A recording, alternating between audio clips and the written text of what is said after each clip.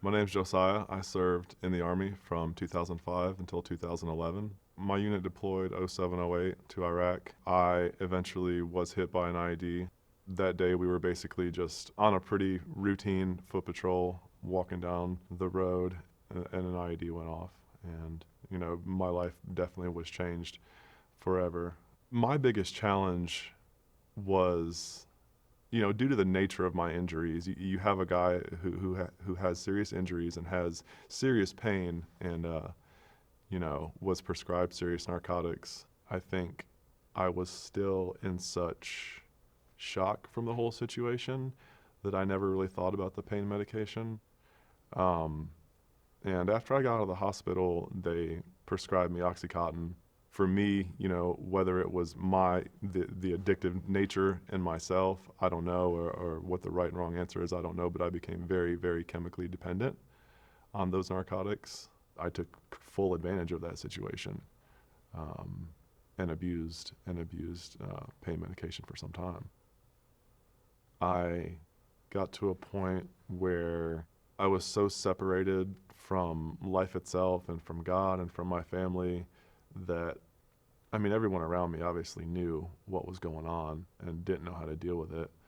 But I remember just thinking to myself, is this really the life that you want for yourself?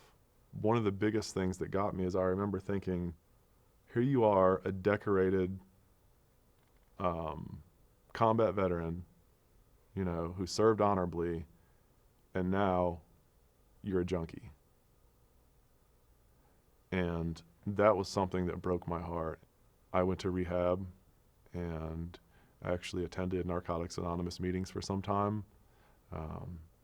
And that helped. Probably second to that would be the veteran small group at my church. And yes, it is a religious thing. It is a Christian organization, but at the same time, it's a group of veterans who understand each other.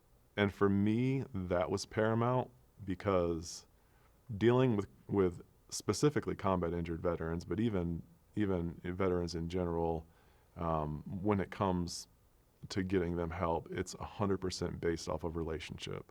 So being in that environment and being around other veterans and doing service work in the community with those veterans was kind of my first reintroduction back into society, and it was kind of my first glimpse into thinking, I'm okay in society. Like, I do belong.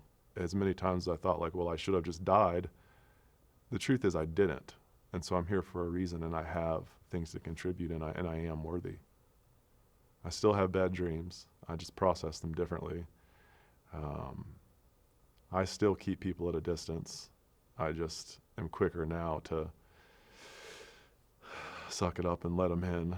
For me, that really originated in my faith, and talking to friends of mine that were pastors, and eventually being a part of an all-veteran small group is something that completely changed my life. And it's funny because, now here I am around a decade later after this incident. I'm 32, and by the grace of God and some willingness on my part, my life is really just coming back together now.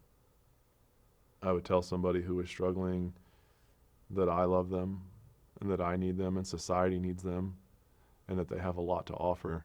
I would strongly encourage them to seek help. And, somebody very wise, much wiser than me, told me once that I didn't have to let everybody in, but I needed to let somebody in.